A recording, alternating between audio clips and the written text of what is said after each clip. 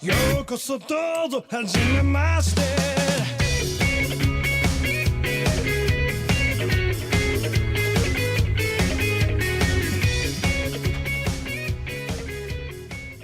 Hello, everyone. Welcome to the GLORIO Chat, the best anime podcast on the internet. We are already wrapping up another season. Feels like just yesterday we were doing the winter 2019 season preview. It feels like just yesterday we were talking about the best anime of 2018, according to Crunchyroll, featuring Dante from the Devil May Cry series. We're still talking about that. I thought we closed up 2018 talk. Apparently not, because motherfucker, it's March. Always time to talk about Dante from the Devil May Cry series. Yes, in fact, it's perfect timing. Devil May Cry 5 just came out. That's true. As actually very true. As the kids say, bang bang, pull my devil trigger. Yes. Okay. One of the greatest song lyrics of all time, undoubtedly. But yeah. So we are here for it's time once again for our season preview. We're gonna be looking at spring 2019. Oh boy. So this will be the 28th season of the GLORIO blog.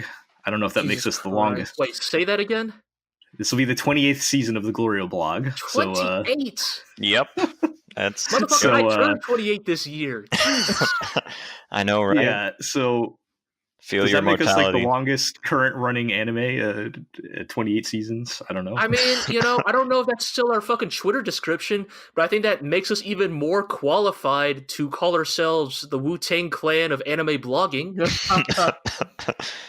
I think we changed that because we had that one site that listed the best anime blogs in the world, and we were like number 27 or something. Oh, right. Like the 27th best anime blog on the planet. Okay, that is pretty good. But, right, I had forgotten about that. Fucking. While we may be the 27th best anime blog, we are the number one podcast. Yes, that is true. Correct. Yes, our podcasts have now far outpaced our blogging content. So, so anyway, yeah, so we got a bunch of new shows to talk about, and to do that, just to introduce everybody, I'm Gel. We also have Iro. Hi. We have Gee. Everybody fucking hold up. Motherfucking everybody stop. Marlin's here too. What's up, dude? Sorry, Yes. we're gonna go right past you. Bonus there, but okay. Everybody hold up. Fucking breaking news. Okay. No Guns Life manga listed with TV anime by Madhouse. Is that something good? It says here, series about man with gun for head, launched in 2014. All right, so y'all don't fucking understand. Right.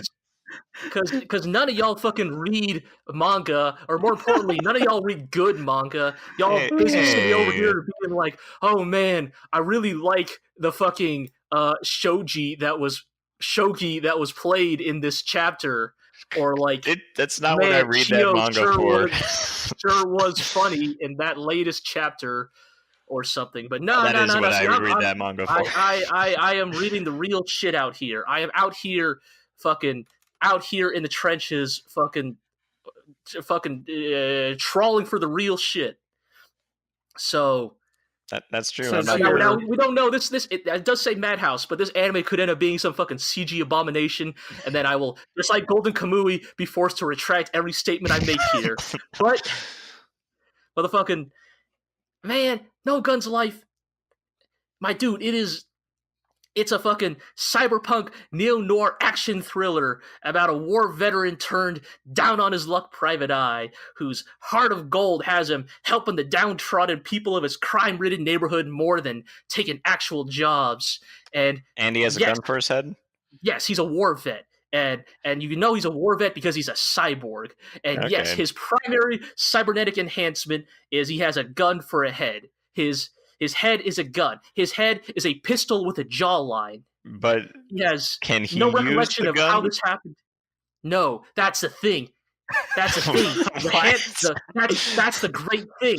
The handle, the fucking grip for the gun, is on the back of his skull. Somebody else has to pull the trigger. And like, he gauges the fucking morality of his clients by being like, if it comes down to it, do you got what it takes to pull my trigger? And man, it's so fucking good. Yes, exactly. Also, he has a gun for a head, but then he also has a gun for a fist, and he does like fucking. He has like pistol kung fu, like there's like a shotgun barrel. Gun do we need Christian Bale for this? Basically, he just has like a gun barrel embedded in his fist, and so he punches people and shoots them at the same time. I mean, frankly, that seems unnecessary. It's fucking rad as hell. If this anime is not airing in spring 2019 season, I don't give a fuck right now. Look, all right, I'm just saying. I just saw this headline just recently, so I'm very excited about it. And I will just say that if it turns out good, if the anime adaptation is good, this thing will basically be like motherfucking Metal Gear Rising the anime. So it's so sad that Golden Kamui has like killed your excitement that it always has to be. There always has to be that degree of like cautionary. Like Orange is doing Orange is doing Beastars, right? Fucking God, fucking damn it! Fucking don't even look. I will look as number one Golden Kamui stan and number one Beastar stan and apparently number one Dungeon Meshi stan and number one No Guns Life stan here on this podcast.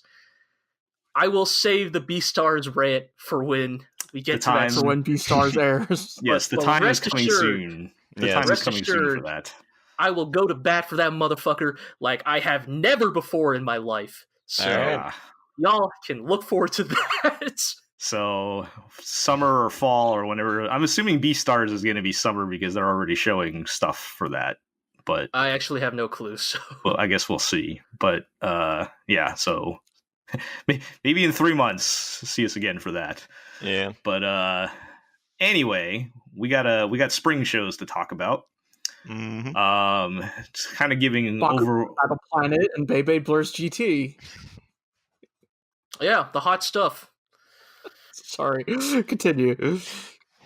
Anyway, so just giving overall picture. I think a lot of these things that we're going to talk about today, I'm more interested in who's making them than the actual show itself. Be that for good or bad. Also, there's a lot of video game and visual novel adaptations this season, which is not a good thing usually. Yeah. I'd say, oh boy, because those always go super well. When was the last good visual novel anime? I counted like 6 or 7, and there's normally like half that. So that's kind of... Would it be Amagami SS? How Fate's need to look up. Let me look up the full title. Fate's Stay Night, Heaven's Feel 2, Lost Butterfly. No, I wasn't talking about that one. I was talking about fuck. I'm gonna go with Amagami SS then. It's the last good visual novel adaptation. Yeah. And that was, 7 years ago or something? 8 years ago? No, that was pre-GLORIO, wasn't it? I don't want to think about that. I want to say is at least 2011. That sounds about right. Maybe 2012. Yeah, that sounds about right. So it would have been like right before the 2010 GLORIO era. Mm-hmm. Ooh, man. Yeah. Season 2 was they had the second series though, right? Yeah, there were 2 seasons, and they were separated. Yeah. So what, you guys aren't standing for fucking... Ah, shit, I fucked up this bit. I forgot the name of that anime. The follow-up, but not Amagami. Yeah, but that wasn't Seiren wasn't a visual novel. It was just a direct sequel. Oh, Seiren, yeah. Seiren, yeah. Oh man, yeah. Seiren was all right. At least Seiren was fucking...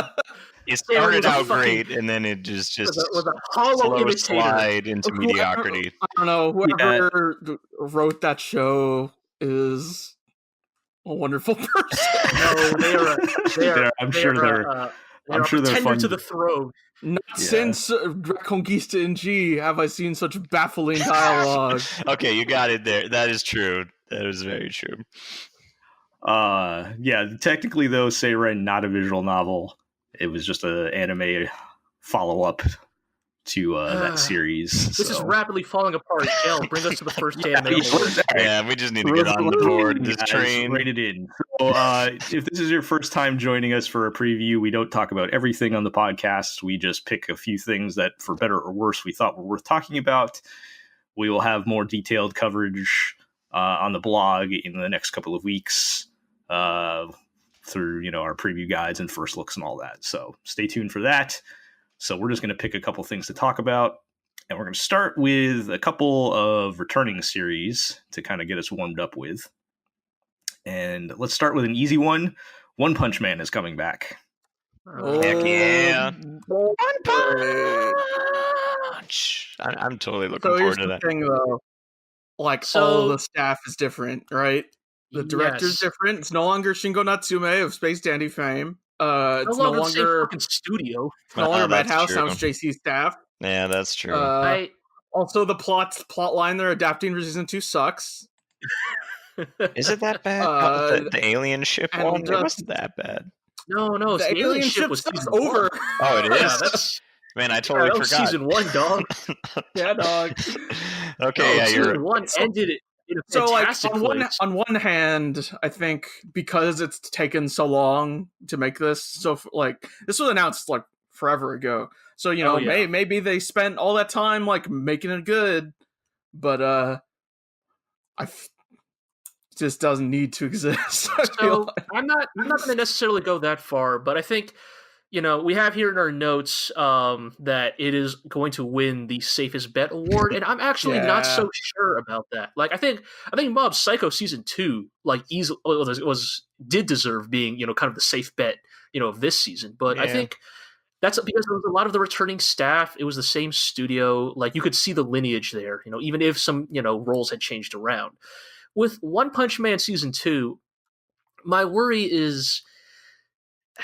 The thing that makes Mob work, and we're not going to go into our Mob recap session here, but is that Mob, even when Mob is not running on all cylinders, it has enough heart and surprisingly good, sincere writing to kind of to sustain it. But One Punch Man, I liked One Punch Man a lot, but One Punch Man operates on pure spectacle. It needs that's the only thing it has going for it. The characters are not compelling. Their arcs are not interesting. Those have never been the appeal of One Punch Man. One Punch Man has always just been what's the next crazy ass thing you can beat in one punch? Exactly, there was basically a licenseless writer, and that was the one time where the heart was the best part. Yes, that's the one time when that show gets really sincere. But so my issue then is and here's the thing, I'm ready and happy to get proven wrong. If One Punch Man season 2 fucking kicks it off and it's fucking running on all cylinders all the way through, then I'll be very happy, because if nothing else, I do like One Punch Man for basically being fucking. It was that Dragon Ball Brawly movie before the Dragon Ball Brawly movie came out. Just 10, 15 minutes straight of just really good ass fighting. And if it is that, I'm gonna be happy. But enough things have changed about its production that I'm not ready to fully buy into it. So for me personally, I kind of forget how popular One Punch Man is. Oh, it is super popular. It's the one. It's stupid popular. It has reached the outer. It has reached the outer ring of anime fandom. Yeah, for sure. Everyone I know that watches anime casually has watched it. So I'm wondering, regardless of the quality, is that even going to matter, or are people just still going to love it anyway? The unwashed masses. If I want to be super condescending about it. I mean, no. I think you're probably right. I think it would take a very severe drop in quality, I think, for mainstream audiences to notice. I think that if they can maintain an acceptable level, I think most people will be satisfied.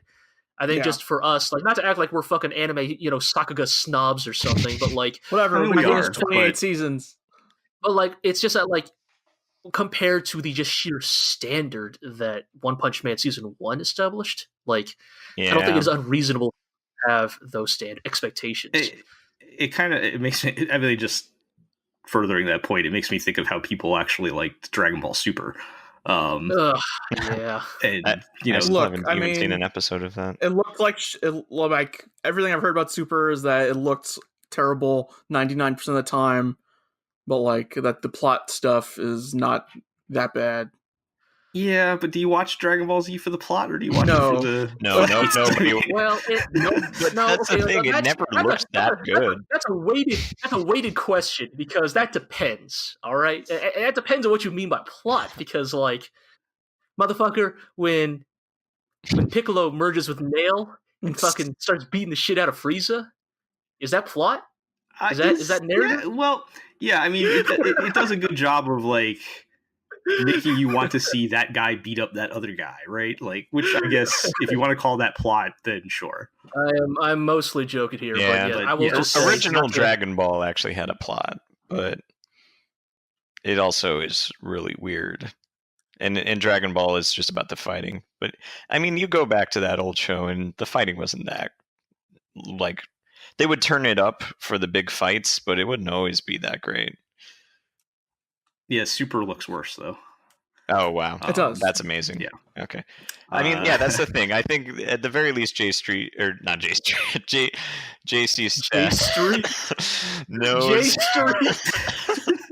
Who the fuck is J Street? I think that's like a liberal Jewish magazine or something. Actually, is J Street the fucking name of a fictional brand in The World Ends With You? Fucking, I got my J Street pin.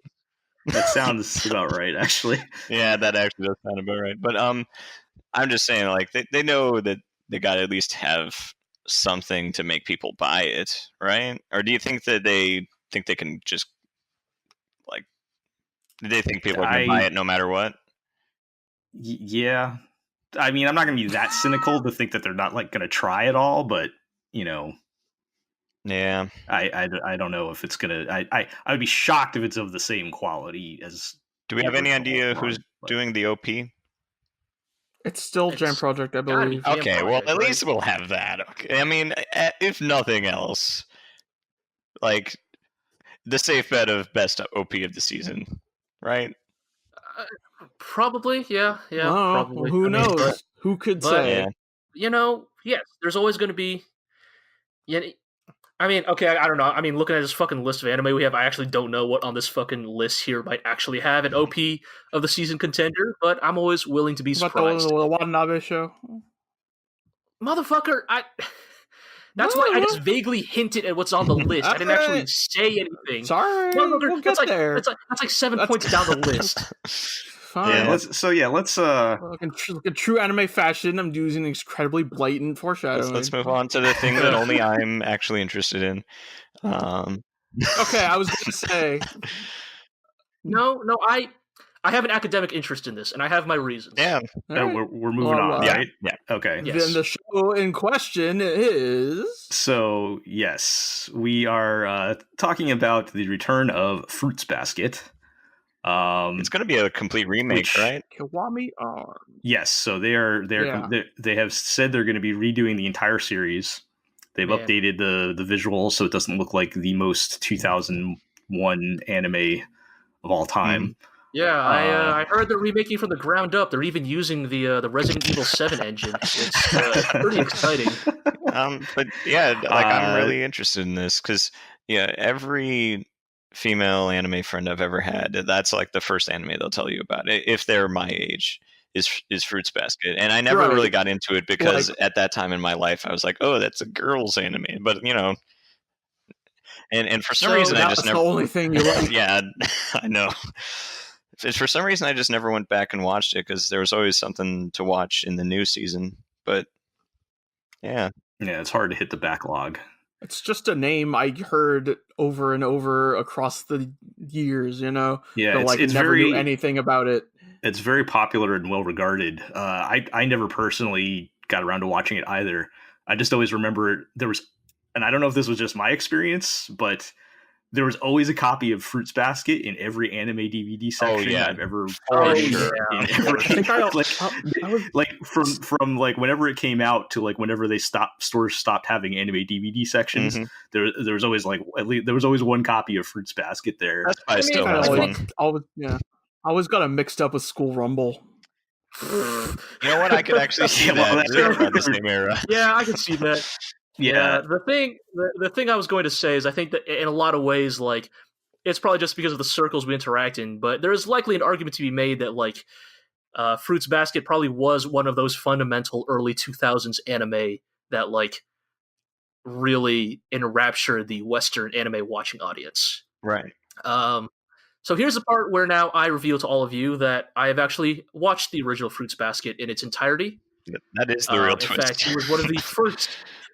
It is one of the first anime that I did such a thing for back when I was first getting into anime, because, you know, it's kind of like what you said, Marlin. Like, it's the anime that a lot of like female anime fans talked about during that time period, and I was introduced. I mean, you know, I grew up on anime with Toonami, but I was like properly introduced into like, you know, fucking looking for like shady streams and shit by this girl I knew back in middle school, who, in retrospect, was like totally like your stereotypical what you might call a fujoshi, you know, like way into the like, you know, fanfic writing, you know, yaoi shipping, baiting, all that stuff, you know. But aka a teenager. This was like early on. Sure, yes. Gee's surprise origin story here. Yeah. But for me, it was kind of like, well, the thing is that like up until that point, I just watched fucking, you know, fighting anime and robot anime, right? So like there was a part of me that was actually kind of excited to explore, like, oh, there's a lot more to this medium than I had ever assumed, and young me was actually kind of genuinely excited to explore what else anime had to offer. So, like, that's the era in where I watched stuff like Owlran, and that's where I watched Fruits Basket, and that's where I watched, or not where I watched. That's where I read, what's that super famous yaoi manga? Gravity? That's not the name. Gravitation. You know, like I was like consuming all this stuff because I was just curious about it. Right. And eventually, you know, I consumed enough of them where I realized, okay, yeah, this stuff's not really for me. And then we have the G that we all know and love. I mean, yes, but it took like, I don't know, like I'd say half a dozen of those kind of works that I consumed in their entirety kind of before I like, you know, decided like, okay, like not for me, but also, hey, it's kind of crazy that that's actually how diverse this medium can be. Yeah. So I'm not particularly interested in this because, to be frank, the Fruits Basket anime, at least the original, was not that great. Like, I think it's important for a lot of fans growing up because it was a seminal work, but like, it's very bog standard shoujo. Yeah, well, like it's almost like very standard. Yeah, like a lot of later manga probably borrowed tropes or maybe subverted them, right? It's one of those classic totally. love triangles, right? Sure, love triangle, not love fucking dodecahedron or whatever the fuck it was. It's one of those love centipede. Yeah, that's my trademark term. I've picked up some of it through osmosis over the years, as you do with popular shows, and yeah.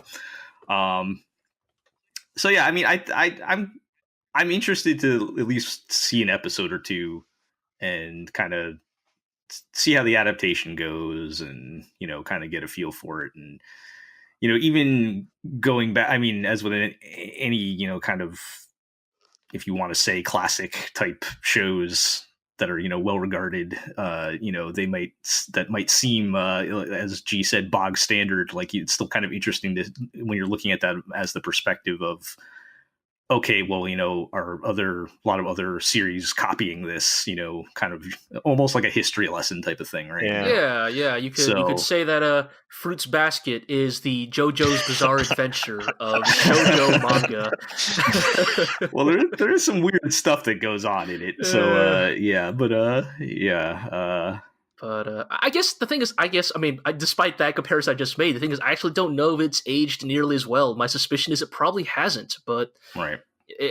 Definitely curious, I guess, to see how it holds up in 2019 when the genre has evolved as much as it has since then. Right. Okay. Well, we'll keep an eye on that. Maybe it'll be here you go, guys. I'm going to beat you to the punch and make the first Legend of the Galactic Heroes reference of the day. No, maybe it'll be like D&T, where I watched the first episode of this and decide I'd rather go watch the old one instead. Shit. Speaking of really old anime, yeah, let's move along. Guys, tell me what's happening with this Gundam thing, because I just stuck it on there because I wanted to give you guys something to complain about. So, in 1979, Yoshiyuki Tomino decided that he wanted to tell an anti-war story based in his childhood. Let's get a little more of a condensed version. But okay, Gundam the Origin. The OVA was originally an OVA series released a couple of years ago. That is basically kind of an adaptation of the manga of the same name, or a loose adaptation of the manga of the same name, or a loose adaptation of an arc from the manga of the same name. Oh boy. Okay. Detailing the origins and rise of the infamous Char Aznable. In the manga, this is like 2 volumes out of like 12, but it's the quote-unquote newest content out of the original manga, which is this very beautiful retelling of the original anime. But they decided to adapt the Char backstory stuff, kind of detailing the rise of Zeon. It's a prequel. It's a prequel to the original Gundam, essentially. And I guess they're kind of doing what they've done in the past, where they're kind of recutting up this OVA into a serial television series. They did this with Unicorn last year? Yes, they did. Re 96. And the thing I'd say is, like, I'm not particularly interested, to be frank, because if Re 96 is any indication, they're not going to add that much extra footage, right? This is not like Gundam the Origin 1.5 recoded final mix. This is basically just a port to a different console. You know, it's not going to have. Right. It might have a couple of interesting new things. It'll probably have a new OP and ED sequence, maybe a couple of new scenes here and there. But overall, if it's anything like Re 96, it's gonna be mostly the stuff me and Iro watched a few years ago. So you're saying it's not worth watching if you watch the original, or probably won't be. But if you haven't watched it at all, is it worth watching? If you really like Char Aznable, probably worth watching. If you really like Ramba Rawl, he's in an episode or 2, and he's Ramba Rawl gets some shit done in that OVA. Kinda. Yeah, kinda. We're not going to get into it now because we have a ton of other shows to talk about, but The Origin is an interesting but flawed, I think, intrinsically flawed addition to the fabric of the original story of Mobile Suit Gundam. Is it one of those situations where it's like too sympathetic to the bad guy? Yes. Oh, yes. I mean, here's the thing. I'm not going to fucking retread old ground, but let me remind you, Zeon, the bad guys in Gundam, are literally the Nazis. They're space Nazis. Right. I mean, they're technically space Imperial Japan, but one of the main leaders of the fucking faction literally says, Hitler, that guy was fucking small time. Like, these are the people we're talking about. Like, these are bad dudes. Right. You know, and I think, here's the thing, even the original Gundam, oh boy, I'm going to try not to get into this, but even the original Gundam did operate in the kind of moral grays of, like, war is not good versus evil, war is our powers conflicting with each other, you know, and these powers are often selfish and destructive and inhumane, regardless of which side they're on. But also that it is important that even when this is happening, to recognize that, like, when one side of the war is committing acts that go so far beyond the realm of acceptability that even those of us who hate war must pick up arms in the name of a greater good. so like it's not like this like moral gray stuff was never there, but Gundam the Origin is kind of the latest, and I've kind of wanted to write an essay about this for a very long time, about just kind of the very kind of disturbing rehabilitation of Zeon and its, its biggest actors and shakers and movers across the story, because it's kind of like, as Iro said, like they're portrayed. I think it's one thing to portray a villain sympathetically, again, as we've always talked about with Legend of the Galactic Heroes. I think that can be a very compelling thing to do. But then there's another thing to then start to morally justify the actions. And I think that is where Gundam the Origin missteps. Right. If you just look at Char Aznavour's actions, he's a reprehensible person. Is but he also, he's a monster. But also he's framed unequivocally. Like destroyed Sydney? Or is that someone else? But also... Okay. No. But like in the Origin, he's pretty much unequivocally framed as the protagonist, so it's a little weird. And like, and the thing I will say is, I think having read the manga's version of the events of the OVA, I think the manga does do a slightly better job of portraying Char. Like, they never stop to remind you that Char is perhaps justified in some of his actions, but his actions are still monstrous nonetheless. And I think that works because they are supplemented by the fact that they are an interlude in what is otherwise the retelling of the original Gundam. So, like, you are still ostensibly, rooting for the protagonists. But when you pick that arc as, like, the sole thing to adapt for the anime version... Yes. It gets kind of lopsided. Yeah. And, we should probably just move on, because we could talk about this all day. But suffice to say, I think... Yes, if you've already watched the OVA, I doubt the TV series is going to do much for you. If you are interested, I don't say don't watch it. I think it is still worth looking at. I think it is still worth seeing. But if you're not a Gundam fan, though, like, it doesn't. This is not a. This is probably more supplemental material than like mandatory watching, right? Like, yes, yeah. I would back that. Yeah. Okay. Well, that's a thing. Just reminded me that we really need to catch up on completely, somewhat unrelated, but we need to catch up on Yamato at some point. Oh my god! Fucking we watched 2202. It literally just ended. Yeah, I don't want to open that can of worms. Yeah, boy. Just saying, throwing that out there. Oh my god! Do we have to do that podcast? Let's leave it for December, like you did 5 years ago. I don't know, man. Do we just do like the GLORIO Chat 2202, where we do a recap podcast of Yamato? We'll talk about that another time. But yeah, anyway, so let's move on to new shows. We have a list of the shows that are, so those are the returning. Now these are the shows that are, brand new to the spring season. And to kick things off, I wanted to talk about this this visual novel thing, mostly because I have a few choice words for Studio Feel, who is adapting it.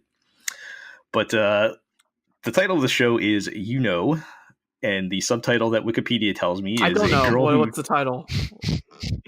Huh? Oh boy! Stop. Oh boy! Oh.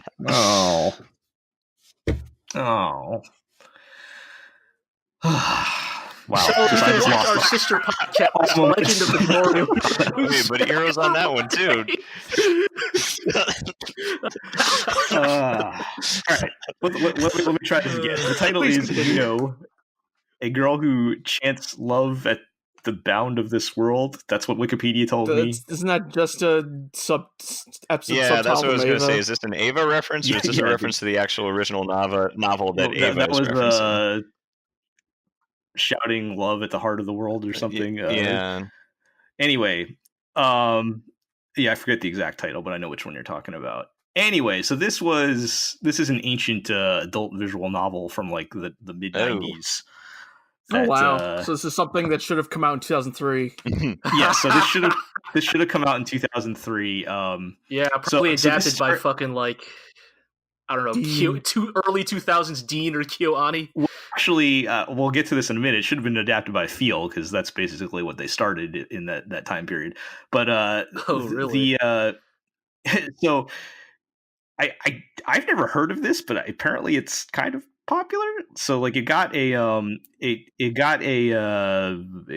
original like full porn release, and then it was ported as an all ages to Sega Saturn, which kind of gives you an idea. One of those. Kind of gives you an Sega idea. Saturn. Wait a minute. Does Sagata Sanshiro The PS approve Vita of of this? its time. I don't know. I guess he but, does. It's if it's on the Sega Saturn, it's understood that it is entirely 100% endorsed by Sagata Sanshiro. You're right. I guess maybe that's why he had to kill the Saturn in the end. But look, not all of your heroes are perfect. Like that is kind of what makes historical figures compelling, is the like flawed aspects of their personality that kind of humanize them. So anyway, apparently it was popular enough that it got a remake in 2017, like full new art and everything, on PlayStation 4. So still all age version. And then I guess Spike Chunsoft of Zero Escape fame is going to be porting it to PC this year or something like that. So I guess it's pretty popular. I mean, it sounds very much like a 90s visual novel. Like the plot is like the guy's father disappears, but then he gets a mysterious package from his father that has this device that lets him travel to different worlds. And I'm sure there's some pretty girl in each world that he gets to bang. And I thought you were going to say there was a girl in the package. No, that's a different. That's a very different. That's what was that, like the Lost Island? That's a very different. Yeah, I'm sure there's plenty of those. But anyway, I guess I just wanted to bring up, like I said, I had a few choice words for Feel, who is doing this, because they were on a very good streak. Feel got their start. What was that, Iro? So, like, are they the ones who did Handshakers or whatever? No. So that was I forget that studio, but that's another. Okay, tell us about Studio Feel. So they got their start doing adult VNs and then other related anime softcore porn trash, like let me pull up the list here. Such classics as what was that? Kiss Exist. Oh boy, that was one of them. Oh boy. Yeah, Yosuga Sora, Mayochiki, Listen to Me Girls, I'm Your Father, So I Can't Play H, it goes on and on. So, oh man, all the best hits of that era, huh? Yeah, so they had a history of making this like hot garbage, but the past couple of years, they've had a pretty good run. Starting, well, at least I would say they had a pretty good run, but they started with they did Dagashi Kashi, which I'll go to bat for. Acceptable. Okay. Please tell me Galco-chan, which is interesting. The criminally underrated This Art Club Has a Problem, which was great. Everybody go watch that. Tsukigakure, which was almost great. It's like a fumble at the 1 yard line kind of thing. Yeah, and then of course Hinamatsuri, right, which is one of my favorite anime of like the past several years. So they were on a pretty good run. Okay, okay. So they were on a pretty good run up until the last show they did before this, which was that this season or last season? I forget. But they did Island, which was coming back to their visual novel. Okay, I think that was the one where there was a girl in a box. there were things happening in that show that I did not like. That one was time travel, right? Yeah, it was like a time loop thing, and there was a lot of sex with very young looking girls. Right. So they kind of like, okay, so they kind of fell back into bad habits for a series or something, and now they're following it up with this one, which I maybe it ends up being better than that. I don't know, but I feel like all of these VNs kind of have a formula that they don't stray very far from. And I'm very disappointed that this is my very roundabout way of being mad that they're not making a second season of Hinamatsuri, basically. But You're being robbed. Is this our Yes. punishment for them not selling enough?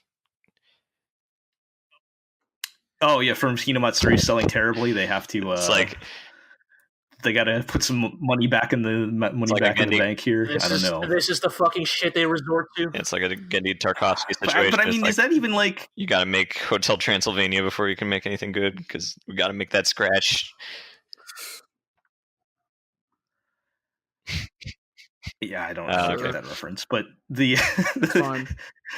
I guess the other question is like, is making a VN adaptation even the way to make money in 2019? Like, does anybody even care anymore? I don't know, but just Fate Stay Night. Well, in Fate all exists in its own likelihood, yeah, I know. It exists in its own universe at this point, I think. But my own suspicion, or not suspicion, but my own guess is that you said Spike Chunsoft is doing a PC port, right? Like, yes. My guess then is that this anime is probably like part of like their cross media promotion, right? Yeah. Like, what's probably happening here is like you release the anime to advertise the PC release to try and like drum up eyes on it, and so it's one of those cases where it's a kind of pseudo Garo situation where it doesn't necessarily have to sell amazingly; it just has to push a product. But that's just my assumption. Yeah, that's probably right. So anyway, point is, we know you're better than this. You've proven that you're better than this. You don't have to do this anymore. This is an intervention. But yeah. Just make. I need the money somebody to pay please for medical school. To the children. Somebody please just make Hinamatsuri season 2. I want to see the time skip. Right. Anyway, let's move along. Next show on the list is Demon Slayer, not to be confused with Goblin Or Ninja Slayer. Or Ninja Slayer. I was about to beat me to it. I guess this is most notable since this is I don't know really anything doing something that isn't Fate or God Eater or Tales of. Yeah, that's kind of probably the biggest thing, right? Like the main reason this is notable, I think. And they've been chained to franchises for so long. Now they're free. And this is like a Shonen Jump thing, yeah. Yeah, and this is like a Shonen Jump series, right? Like I don't know. Yeah, it is. That's all I know about it. So. I'm not up on the Shonen Jump world to know like if this is like one of the big ones or just like a random one they plucked from Shonen Jump or whatever. But I have to confess, I don't know a single goddamn thing about this one. I mean, it sounds generic as hell. Like the premise is like it's like medieval Japan and like this brother and sister's parents get murdered by demons and now they got to go kill the demons. Like, I mean, it sounds like Sengoku Yoko, but worse. So man, just Sengoku Yoko anime. Especially with Dororo being this last season and continuing the next season, I feel like I couldn't, even if it was good, watch two demon slaying Sengoku era shows. Well, so the thing that I guess ufotable do Sword Boys or whatever, and decided how to do this. So I guess that is the most interesting thing, right? Is that it's just ufotable, but I don't know. I'll just use this junction as another excuse to talk about Chainsaw Man. Everybody should read Chainsaw Man. It's not getting an anime soon. Chainsaw Man should get an anime. Give Chainsaw Man an anime. A few years. It's failing. Like 10 chapters is this in. A Shonen Jump manga? Okay. Yeah. It's like the new. It's one of the newish like series that have come out. The most notable thing is that it's done by the same author as Fire Punch, and anybody who knows what Fire Punch is knows that that's a real big fucking deal. So is this like a like he has a chainsaw, or is this like an Evil Dead situation where the chainsaw is his hand? He is a chainsaw man. All right, I guess I'll have to find it. As in, he is a man. Let's just leave it at that. All right. Look, okay, So in No Gun's Life, it stars a detective who has a gun. Okay. All right. Say no more. All right. Well, hopefully this turns out better than what was it God Eater? Yeah. I'm mildly curious about anything Ufotable's doing. Yeah, same. I'll at least check it out. Yeah. They do, at least from a technical point of view, they do good work. And again, we'll say for God Eater. But God Eater was like their weird proof of concept thingamajig, right? That like A didn't really work out, and B basically nearly killed the studio in the process. Yeah. Yeah. You know, So their own little red line. Anyway, we'll see how that goes. And next up, moving along, PA Oh, Works. hell yeah. Yeah, PA Works has been trying to get away from the cute like, girls in pastel towns thing. Yeah, adding like weird supernatural action shows to their repertoire. Hey, Well, I can dig it. I mean, if that becomes their third pillar, you know. Yeah. Like, Sirius the Jaeger was all right. Yeah, I mean, in all seriousness, I've watched the PV for this thing. I don't know if this thing has the same like. Sure, all right. Okay, this is what's it called, Fairy Gone. Yes, Fairy Gone. About people with fairies. Yeah, so it's people that get powers from fairies, and then apparently there's like a war, but the war is over, and now like the people with fairy powers have to figure out how to be a part of society. So which this is like that good and bad special things. ops Asuka, but with fairies. Yeah, Marlin, pretty much is the same premise of the special ops. It's just a fucking supernatural action thriller. All right, like that's all you really need to know. Okay, like it's a squad of like special ops, black ops dudes who hunt bad demons. Like that's what else do you really need? Pretty much, yeah. So which is fine. Another reason to keep an eye on this is the writer is the person who wrote Grimgar of Fantasy Nash. The screenplay for the anime or the novel? The light novel. So yeah. So the Grimgar the show, it was like a surprise hit of 2017 for us. Oh yeah. One of the better weird isekai fantasy shows. But my understanding is also a lot of that was on the back of the anime adaptation. Yeah, exactly. And that not a lot of that was found in the original writing. Correct. My understanding is the novels are like hilariously grimdark. Some more Goblin Slayer than I don't know Slayer.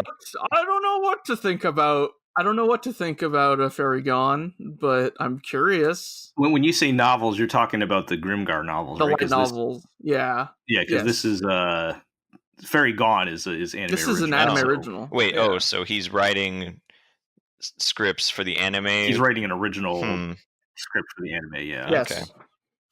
Yeah, but I guess the thing I would say is, like, in all seriousness, I mean, I'm definitely willing to give this a shot just because of the lingering goodwill I have for Sirius the Jaeger. Yeah. But also, I'm not 100% sold on this because, for all said and done, Sirius the Jaeger also had, like, a fucking top tier, like, production staff working on it, you know? Like, most notably, it was directed by the guy who directed Sword of the Stranger, which, if you're not familiar with, contains maybe singularly one of the greatest sword fights ever animated.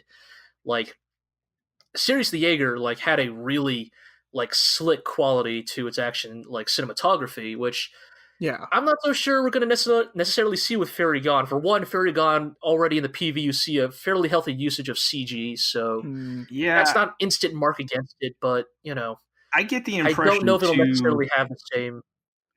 I get the impression, too, this is not going to be so much an action show and more of a thriller type of thing that they're going for. Like, there's going to be a lot of people...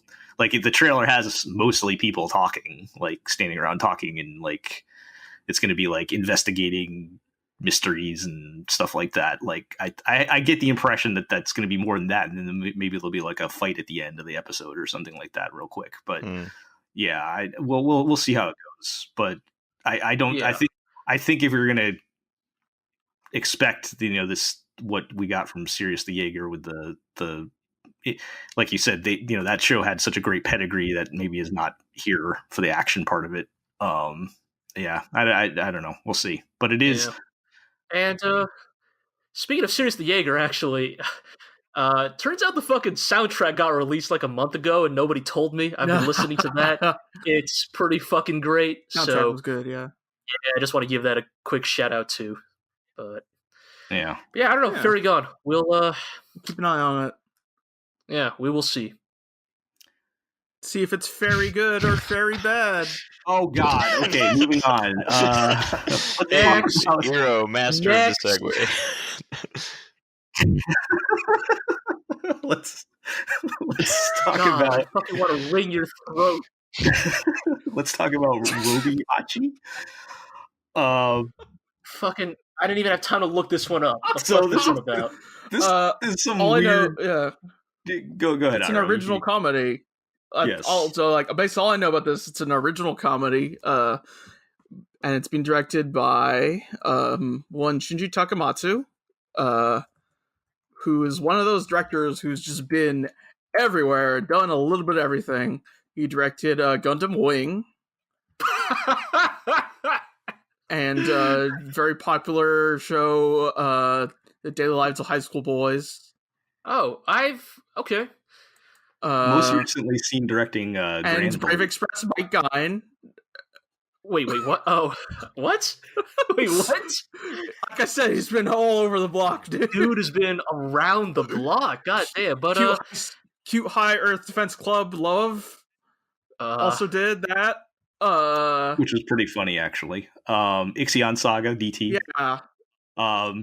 Yeah, he's primarily done comedies in the past 10 years, but he's been after the mecha genre dropped off the face of the planet. Yes, after mecha died, he moved on to comedy, which is a pretty fitting statement, I guess. But I've always heard Daily Lives of High School Boys was actually really good and really underrated. I've always kind of wanted to go back and check that one out, but he also did School. I know some of you guys liked Ixion Saga, right? But he also did School Rumble. I know this.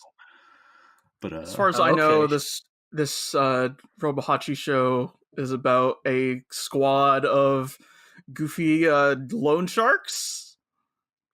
Sure. Okay. So fucking why not? I'm down. And it's super far in the future, so it's super far in the future, so it's kind of like a bit of a sci-fi thing, and he has a robot, I was like a rabbit. Oh.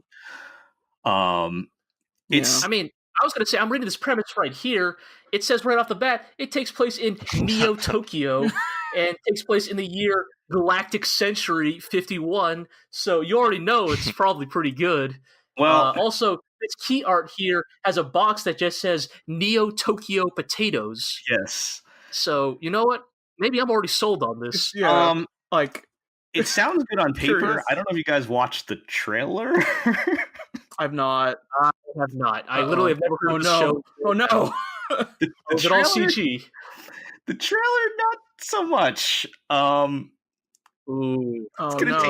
It's gonna take some good writing to pull this one off. Let's put it that way. Well, okay. Wait. Let's go back. I feel like the track record with anime comedies is they always blindside us, right? Do you guys remember the PVs for Hinamatsuri? I sure don't. I did, and I thought it was going to be good. Oh, okay, that's fine. A bad example. Fine, prove me wrong in a single sentence. That's a bad example. There are other examples. Shit. I can't think of any other anime comedies. I don't watch that many. Yeah, I mean... Sure, what about the PVs for that? Were those any good? No, they weren't. Or Sabagevu. PVs were awful for that. Yeah, see? So, yeah. I feel like for comedy, selling a comedy in 30, 60 seconds is actually super difficult. Now, that said, if what you say is true, then, we should probably be a lot more skeptical. It's not just that the trailer wasn't funny or anything. It's also the quality level is suspect. I mean, right, the studio I don't even know what that's. Nobody. Yeah, I've never even heard of that studio name. Let's see here. Studio Comet. Yeah. What? Oh, Comet. see. Comet. Okay. Comet. Hmm. Yeah, I don't know known for. on anything. Oh boy. All right, give us the good Zero. I'm they did the Earth trying to Defense go Club. until I recognize. Oh, show. they did the Earth Defense Club show. That show looked sure, alright. why not? That show looked alright. Yeah. Look, I mean, Although I didn't watch too much of it. it's just something I thought might be notable to put on the list. Yeah. Judging Sure. by some of the staff. I mean, I'm going to be desperate for new comedy after we lose Kaguya-sama. So, Yeah. Oh, is that ending this season? I'm assuming it is. I think so. So, well, I'll take what I can get. It's a pretty new manga as far as Aqua seems to suggest. So usually those only go for one core. Right. So, I'll take what I can get because there ain't a whole lot else on this list that's going to look like it's going to fill that.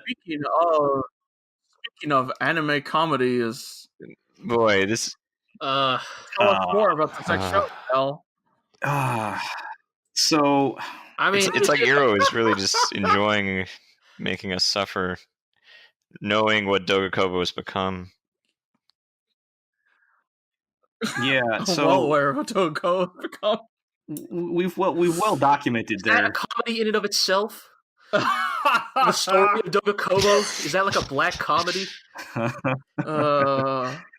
Well, we've well documented their hot streak over the past couple seasons, where they've adopted the hot new trend of female pedophiles being a thing. Yeah.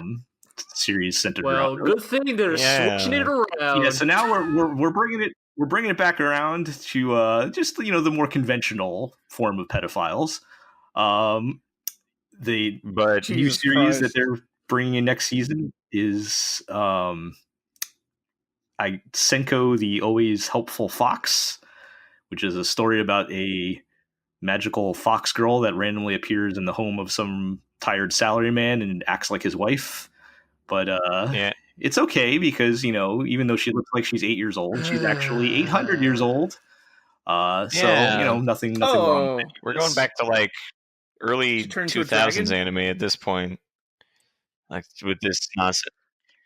Yeah. A real return to form. This is like the third or fourth in a row, though, of Dogakobo doing this, right? I think we can officially say that they are terrible. Did Love Live sell that badly?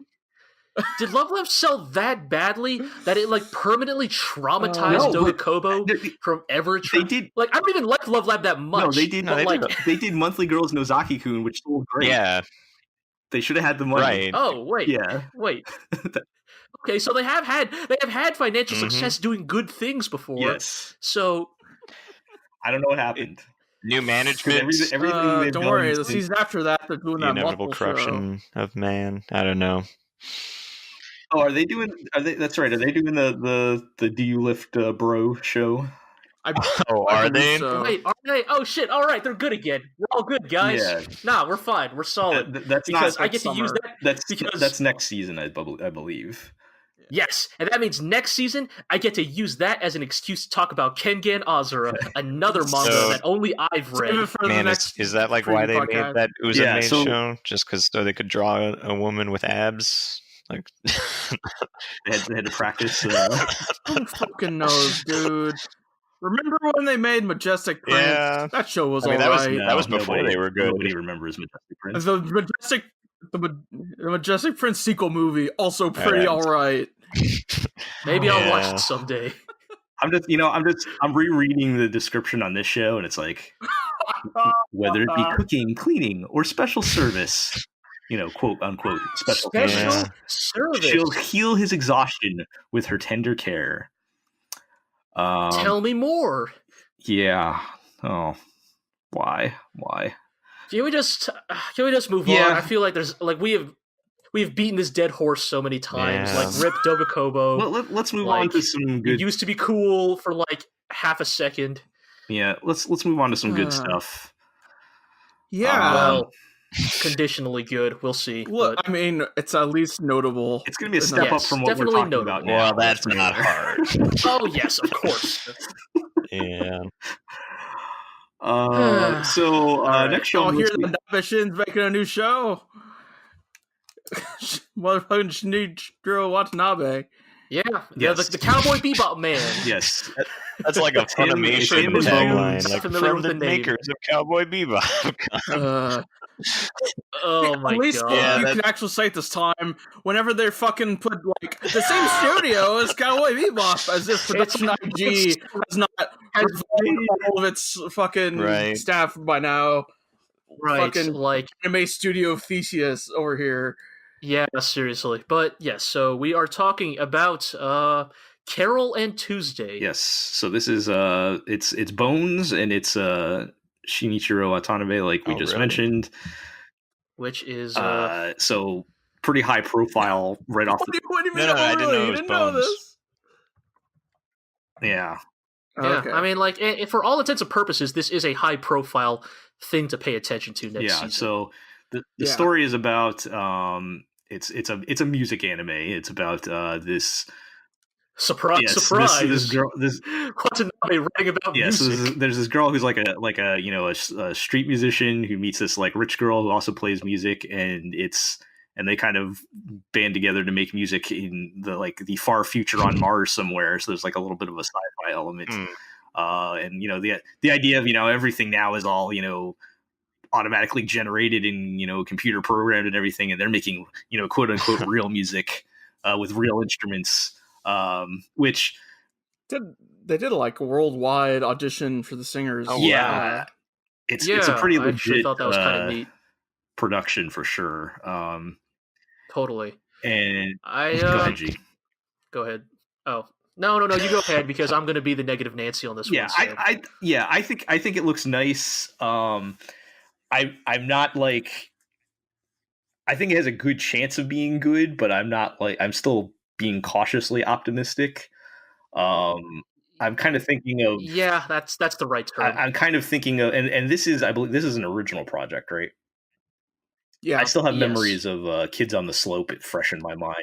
Yeah, so that's what I was going to bring up. Is the last time Watanabe did a music centric anime? Hey, that was a great Kids on the Slope, 12/7 anime. Look, I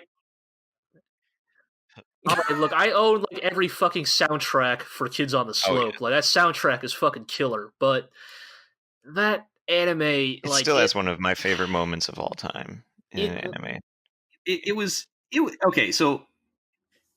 It's not good, bad. But it's not. It's got the classic shoujo manga problem of having a great story that just completely falls apart at the end because the author just didn't know how to finish it. I mean, that was an adaptation, right? Yeah. So that's a little bit different. I guess in that regard. Yeah, I guess the thing is for better or worse, when you say motherfucking Watanabe is making anime again, right? You got to think about the gap between them. Well, it's kind of more the gap between that and the last truly big highlight of his, which was Samurai Champloo. Space Dandy. So didn't Space Dandy come after Kids on the Slope? Yeah, but you just said Samurai Champloo. Yeah, that's what I mean. Between I misunderstood. I said between Samurai Champloo to Kids on the Slope. Right. That's why I think people had these I'll be frank, unrealistic expectations, but at the same time, I guess the thing with Carole Tuesday is since this is an original, I am willing to have a lot more faith in this, and I am looking forward to it. And I think that Shinichiro Watanabe should be free to make whatever he wants. He should be free to make what he wants and not be raked over the coals for it.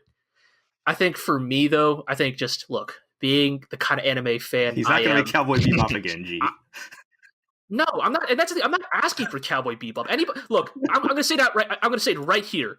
All right, anybody asking for Cowboy Bebop 2 I would cut them in the street. Is a fuckboy.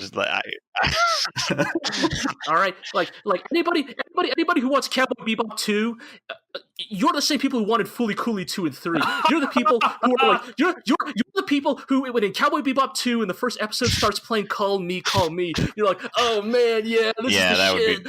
Fuck you. I would actively hate that. You completely have failed to understand everything that made Cowboy Bebop good. But that's what's great about Samurai Champloo, which I would almost argue is in some ways better than Cowboy Bebop in some regards, because it showed he could take that same similar premise and cool mishmash of genres and concepts and keep doing interesting, cool, stylish things with them. And again, I think if Carole Tuesday is truly like what Watanabe wants to make, I give him my blessing. He doesn't need my blessing, but you know what I mean. Like I'm all for like him being able to express what he wants to do. But there's always going to be that part of me that's like, yeah, but like, what if you did another like slick, stylish, episodic action thriller with like great music and cool fighting? It would sell like 10 copies. I know it would sell like 10 copies, but fucking. Oh, just imagine like what's the next mashup he could do? You know, like what like great genre of music and great like aesthetic of like setting could he mash together? Hear me out. Okay. Okay. What Iro? Classical music and big space battles. Oh shit! Wow, that's badass. Like a space opera, but with classical music. Wow, that's. Man, tell me more. I'm really interested. Well, if you'd like to hear more, you can listen to our sister podcast. Yeah, you're really hyping up that season 2 finale, huh? We got to build up to it. So it's gonna be like 6 hours. I'm gonna bring everyone's spirits down by saying one more thing about Carole Tuesday. Netflix exclusive. Oh, come on.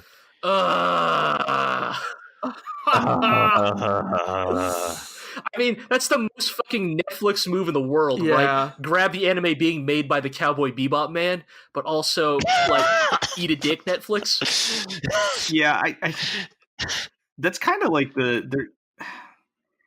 That's kind of like their. So wait, does that mean it's coming all out at the same time?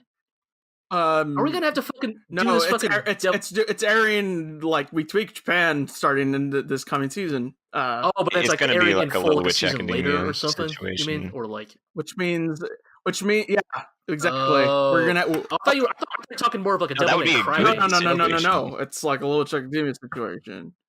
No, fucking Devilman Crybaby's airing schedule one anime is what totally of the year, right? But what I mean is.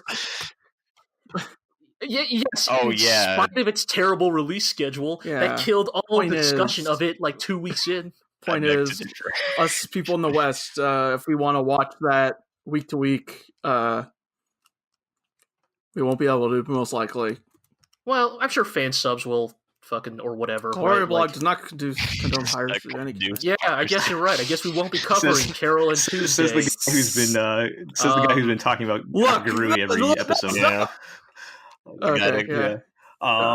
Also, watch Legend of the Galactic Heroes on High Dive where you can see great characters like Kazel do. Look, get off my bed. Okay. All right, we're doing too deep cuts here. Too deep. Let's rein it in. This is turning into a nightmare. This is why I stayed away. Going to Italy has. So yeah, that's disappointing. All right, Netflix news, but we'll get to watch it eventually, one way or the other. Yeah, and we're all looking forward to at least seeing what Watanabe brings to it.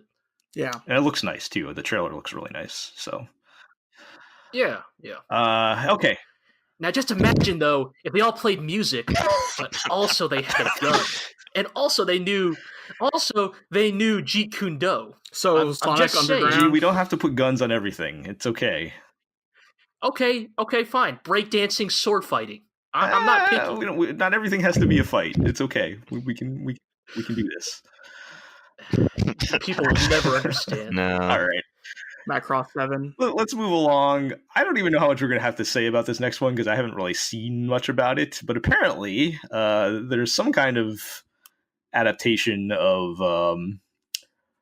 Tezuka's Phoenix manga in the works. Yeah, and except like everything else about this makes it sound like it's not going to be good. Yeah, so it is. It is like either made or endorsed by the Tezuka Productions. However, it also sounds like it's going to be a Hot Springs commercial or something. Like what? It's being sponsored. It's like part of a fundraiser to get money to repair some old hot springs, or something. Was this like a hot spring Tezuka like to go to, or something? I don't freaking know, man. I don't actually know. What is the connection? I just wanted to shout out Phoenix. So So, Iro, for those of us who have not read Phoenix, just as we had never read Dororo, mind giving us a brief Phoenix synopsis? was like what Tezuka referred to as his life's work. It was the manga he was working on when he died, so it remains unfinished. All about, and it jumped between time periods. Like it was about people seeking the titular Phoenix because of its promise of immortality. And so it would jump from like far, far future to like medieval, and then would jump to like slightly less far future, and etc. Keep jumping back and forth, like slowly approaching the present day, which would, supposedly tie everything together, but never finished. You mean Satoshi Mizukami's Spirit Circle? Oh man, are they gonna like? What Spirit Circle got an anime? What if anything by Mizukami got an anime? Except for Planet With. Planet With was good. Planet With was okay. Planet With was good. It was fine. It was fine. It was good. But, all right, man. Okay, we can just say we can just argue back and forth about that all day. But so is it? I really hope they don't like. Since you're saying the manga was unfinished, I hope they don't like make an anime only ending in which this hot springs that this is a commercial for like is the key to everything. That would be hilarious. I feel like that would be both hilarious and like here's the thing, right? extremely disrespectful, but I don't know. Right, like kind of like I was gonna say like I'm not one of those guys like, oh, like a man's work is sacred, but like motherfucker died before he finished this. Like of all the works like you think would like deserve like all the respect and budget and like pedigree it deserves, right? Should it not be like what he himself, the man himself, considered his magnum opus? I believe there was an earlier anime adaptation in the early 2000s, but was that's there? all I know. Whoops, never mind then. I guess that fucking trademark is worth dirt. Yeah. But I mean, did they like come up with an ending or something, or I don't know. Yeah, I mean, I would think that would be the. How many of his manga do have an ending? Does Astro Boy have an ending? Dude, do you know how many manga that guy he's made a lot of like stuff? Yeah. But yeah, I guess I don't know. There's not even any like I have to constantly remind myself. Oh right, that was a Tezuka work because like he made so many. There's no as far as I can tell, there's no even like trailers or anything for this, so I don't even know what this is gonna be. Yeah, we arguably don't even have key art. Right? Don't expect much. So yeah, this could end up being like I don't know. It might not even be a full series. Who knows? But I guess we just want to shout out Phoenix, and that is a thing that's happening. So, okay, all right. So we've had a lot of bad or questionable shows on this list so far, but now it's time to save anime with the return of notorious director Kunihiko Ikuhara. With his latest project, Sarazanmai, which has been teased for a very long time now. This is Ikuhara gets a budget as he's working with MAPPA. For anybody... and Jill, what has Ikuhara worked Yes, so on? for anybody not familiar with Ikuhara and why I'm calling him notorious, he does some interesting work. Or I guess if we're going to go through the catalog, in many interesting ways. Yes, he has a very distinct sort of abstract type of style, which in some ways had some influence on the magical girl stuff in his work with Sailor Moon, but then he's brought that to other things. So he's got his start, or his most notable start directing portions of Sailor Moon.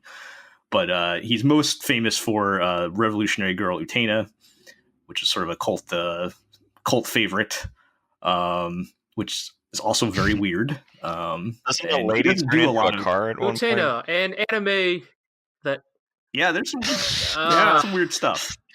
And people asked him why Utena turns into a car in that one scene, and his answer was, "I wanted to see a girl turn into a car." I don't like, all right, like let's get it established here for posterity's sake. All right, who are the Ikuhara stands and who are not here of us here assembled? Well, it's me and then you guys.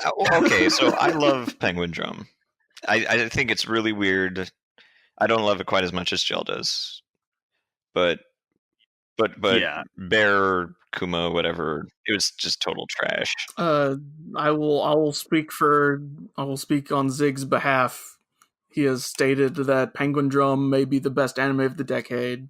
Yes, Zig and Aqua. See, if I had Zig and Aqua with me, they would have my back on this one. GLORIO and Gel. And thank goodness they're not. So yeah, he is. Needless to say, his work is very divisive because it is. He does have his unique style that you either buy into or you don't. Basically, I think so. Just going through some of the others, he did Utena, and then he didn't do anything for a very long time until he did Penguin Drum, which for my money is, arguably the best anime of the last 10 years. Just throwing that out there. Then most recently he did Yurikuma Arashi, which is not so much. But he doesn't do work too often, but it is very notable when he does. And he has like I said, he has a very unique style that you either buy into or you don't. And I think Penguin Drum was probably, as weird as it was, the like most quote unquote normal thing he's ever done, where it still has some down to earth type of human elements to it. Yeah, I'll buy that. Which is why I think it's my personal favorite of what he's done. But I don't know what to think on this one, because anything like with any of his work, you watch the trailer, you read the description, it's not going to tell you anything. Yeah. No, it's kind of so. I mean, to be frank. This one is, instead of penguins, this one's based around kappas, and it's got a bunch of boys and some hot cops, and it looks very very pretty. The trailer, and they've been working on this for a very long time. Yeah, so there's like zombie kappas or something that they have. I don't know. Again, the premise doesn't really. The premise does not help us much when you here. Said because that reading the premise, you won't understand a goddamn thing. I think that still sounds. Yeah. All we truly know is there's going to be some kind of amazing transformation sequence at some point, and some weird stuff is going to happen. There's probably going to be it looks like the cops are going to play the role of the chorus or whatever, where they're going to say weird stuff that gives you hints to the plot, and then okay, sure. Yeah, I go ahead, G. So my thing is kind of I've always kind of broadly respected Ikuhara's creative output. I think he does some really broadly cool, interesting things with the medium. I just have never watched any of his works and been compelled by them. Like, the nicest thing I can say about Utena is a fantastic 60-second transformation sequence surrounded by a fairly otherwise uninteresting man, the song anime. that plays during that. Yo, that song is so good. Like, the song and that transformation sequence is fucking the problem god tier. Like, holy shit. Like, if we're talking about top 60 seconds of all time in anime, like, the Utena transformation is probably in my top 20. It's in probably. The conversation, right? Like, yeah. Yeah, it's in the conversation without a doubt. But, like, as actual stories in which you're supposed to, like, either care about the characters or be impressed by the visual spectacle, like, yeah, it's harder to see the hook here. I've never really been able to attach myself to its characters. Penguin Drum, we had, like, from the beginning almost, we knew this really insidious undercurrent about, like, allusions to the 95 sarin gas attacks. And in Yurikuma, there was the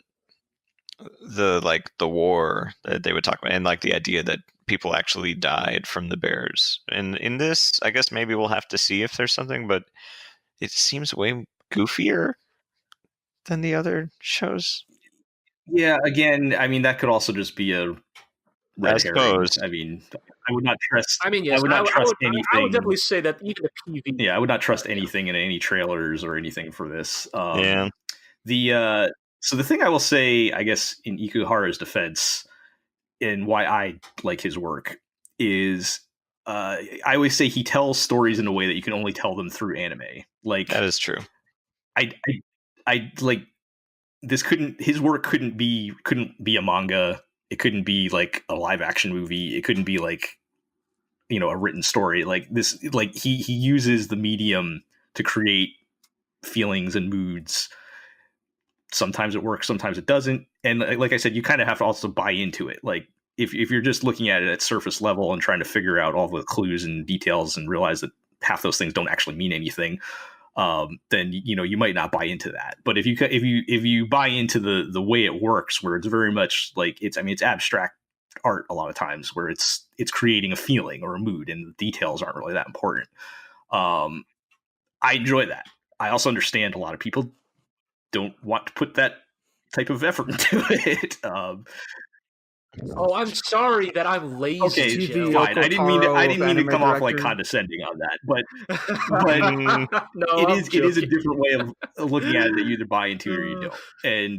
And he also I mean, I'll be the first to admit he probably fails more at that than he succeeds. But when he does succeed, like in Penguin Drum, and it still has some kind of like human element to it that you can connect with, then I that's some of my favorite type of anime.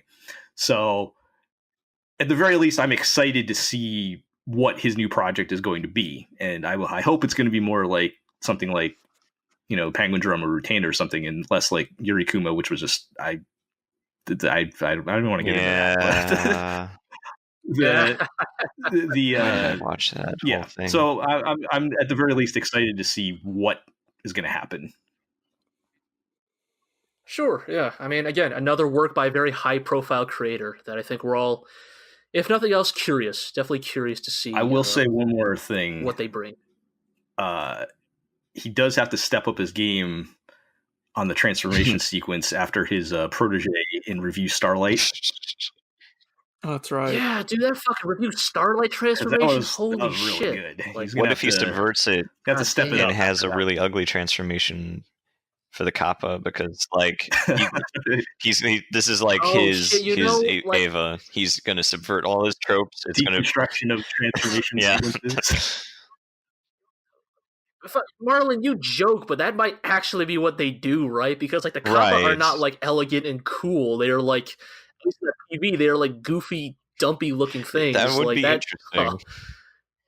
Man. Like just like fucking like 30 to 60 seconds of just lovingly like detailed, like hand drawn, like turtle transformation sequence stuff devoted to turning into like these goofy ass turtle looking motherfuckers. Yeah, but shout out to that Review Starlight transformation though. The only good thing about that show. Anyway, speaking of what's truly saving anime. I'm taking the segue this time. Go for it, G. Let's wrap this up. Yep. Motherfucking Promare is airing next season, quote unquote season. It's a movie. It's airing in May. But look, I know it's not a TV series, but I do think it's just we're not going to spend too much time on this, but I do just think it is worth shouting out. Well, just remind everybody. It is the return. Remind everybody what Promare is. Yeah, so Promare is a movie being produced by Studio Trigger, and most notably is the return of the infamous / notorious duo of Imaishi and Nakashima, infamous director, who also that same duo what is the difference between infamous and notorious and Gurren Lagann. But no, go. Good point. I don't know. I guess one has a slightly more positive connotation than the other, but like. And my point is that, like, as far as I'm concerned, we have been 2 for 2 on that creative duo of Imaishi doing the directing and Nakashima doing the writing. Like, those are 2 guys who, like, seemingly very much, like, they are drift compatible. Like, those 2 have a similar sense of they have a similar sensibility, but also I think they temper each other well. Like, Imaishi by himself is just pure id. That's just like Amashi by himself, just like, oh, boobs and blood and Sexy rockets violence at Mach speed. and His boobs dick is a And giant these drill. clothes transform and Whereas, turn like, into smaller clothes. Right, where it's like, and then you have Nakashima on the other side, who's like, now, hear me out. What if all of Batman's villains had a giant robot that transformed into one super giant Joker robot? And God, like, Batman Ninja was so good. God, fucking Batman Ninja is so fucking bad, but it's also Yeah, so I fucking haven't seen that good. yet. God damn, that movie was written by Nakashima, but it's like I feel like when you have those two working together is when you start to see the version of Trigger that is that like not quite Gynex level, but is that like platonic ideal of like visual audacity combined with like sincerity to what they are believing in. Like, yes, it's ridiculous and crass and over the top, but also they truly believe in what they're doing. And so, for that reason, I'm super looking forward to seeing what they do with Promare. Again, it's a movie, so like it's kind of the thing where like I don't know how the distribution's going to work. I feel like Trigger, knowing that the majority of their fan base is Western, I'd like to believe they're going to try and figure out a way to make that more Yeah. accessible like to a us limited, when it is released. limited I or mean, something. they've been releasing more anime movies lately. Yeah, Like, you know, they something released like that True. what's it, the Masaaki Yuasa movie in select theaters, but still in America. Or like Heaven's Yeah, Feel. or, I mean, this would the be Made in Abyss Yeah. I movie. mean, fuck. Yeah, Broly had a proper theatrical Yeah. run across the nation. yeah. Dude, we should have saw that. We should have seen that movie in theaters. God damn, we fucked up. God How was I damn. supposed to know if movies about fucking Broly would be any good? I know, right? How the fuck were we supposed to know a movie about Broly Wait, would be? you mean you guys haven't watched okay, Fire so- Broly? Don't even talk to me. I mean, okay, so I mean, But, Dragon Ball is kind of in its own sphere. I would think this would be similar Yes, though yes. to like similar high profile to something like Heaven's Feel or something Yeah. where it would still have a good chance Right. of getting Sure. Right. Or My Hero Academia Right. getting to So- theaters, maybe. Like, My final question, G, is how do you feel about all the CG in it? so I think having watched all of the PVs, I think I'm broadly fine with the CG because, as always, I know I come off as the anti CG hand drawn only guy, but I think I try to make it clear that I believe CG is a tool and that like any tool, it can be used both really well and very poorly. I think we only need to point to movies like Spider-Man Into the Spider-Verse to see what CG is capable of as a medium, as a tool. Like it can accomplish some truly visually amazing things, but it also has been responsible for some of the worst fucking shit we've ever seen in anime. I mean, again, we only need to look at Golden Kamui and the CG bear Yeah. to be reminded of just how harmful CG can be Yeah. to It has to be anime as a integrated. medium. And it seems But- like they're doing a good job of that in the PVs. Yeah, I think it has to be. Yeah, I think the reason it works is I think a lot of it is the color palette. Like they're using the same color palette for the CG as they are for the hand drawn characters, so that helps a ton in kind of integrating them well. I think a big aspect of that is that a lot of the CG effects they are using look and feel very hand drawn. They feel almost as if someone like Yoshinari himself had worked on them. I think we all remember back when the ufotable Fate anime was airing, and anytime fire and smoke showed up, it was the most fucking fucking $50 3D starter pack smoke They've and gotten flame better effects. at it. They have gotten better, but I remember specifically with Because now it's their studio aesthetic, right? right, because I specifically remember Unlimited Blade Works, that show looked great, but then anytime you saw It fire or smoke, clashes with it was just so awful to look at because it was so Right. clearly just 3D rendered. Whereas I think Promare, they're very much, I think they're clearly putting in the work to make it look as to fit the aesthetic as well as possible. So, would I still prefer Imaishi doing his fucking good ass 2D keyframes where like, it's just like dudes with like these really exaggerated cool poses and like him doing that like, that cross-shaped like light flash thing he always loves to do. Yeah, of course I want that. But I do think based on what I've seen that the CG is at least competent enough in Promare that it'll at least hold up under scrutiny. Well, I guess my final thought on Promare is I'm glad to see Kamina is alive and working as a firefighter now. Yeah, he's alive and well and gainfully employed. So all worked out in the end. Good for him. Yes. All right. So I think that's gonna do it. We've covered everything on the list, and as I mentioned, we'll be having more previews and first looks and stuff on everything else coming up in the next couple weeks here. We also, of course, have to wrap up our current season, so we'll be talking about that next time. Oh boy! Oh boy! A lot going on in the next couple weeks. Don't worry, folks. Don't worry to all you fans out there. We have great thoughts about the Price of Smiles. Yeah. So I'm still not sure what the Price of Smiles is, but we're about to find out. So we'll have one more opportunity to talk about those shows. It's been fun covering those this season, so we can all look forward to that. So, all right, so let's do our housekeeping to wrap things up. You can read all of our content at the glorioblog.com. We actually put content out since last episode, so there's a couple things we put out you can go ahead and read, like our old Pokemon stories and stuff like that. So go check that out.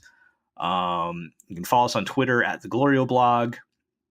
You can like, comment, subscribe to the podcast in many different places, including iTunes, Google Play, Spotify, Podbean, and also we are on YouTube. Leave a review. Yeah, I don't know. Leave a 5-star review. Yeah, it helps with our.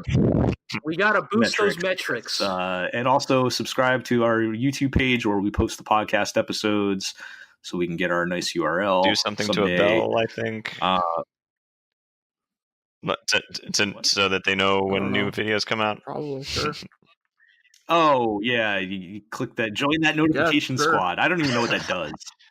Oh yeah. Smash that bell. Bell. Hell yeah. Smash that subscribe button. Yeah, I don't even know what that does, but go ahead and do it. Say your prayers say your prayers to Hey Guys, God of YouTube. And as we've mentioned many times, listen to our other podcast, Legend of the GLORIO Heroes, where I'm assuming myself and Marlin will probably be on soon for the end of season 2. But yes, you guys will. We will be bringing y'all on soon. I think next week, you all can look forward to an interesting pair of episodes. Interesting duo of episodes. Yes, an interesting duo. But then after that, yes, look forward to our season 2, like 4-hour podcast or whatever. Oh god, the season is ending. Oh god, I don't think I'm ready to watch episodes 53 and 54. I cannot. My heart cannot take it. Already. Oh boy. Yeah. Save it for the podcast. Yeah. Save it if for you the want to podcast. know more, you'll have to listen to the podcast. Okay, so that'll do it, everybody. Thanks for listening, and we'll catch everyone next time. Arrivederci. See you later.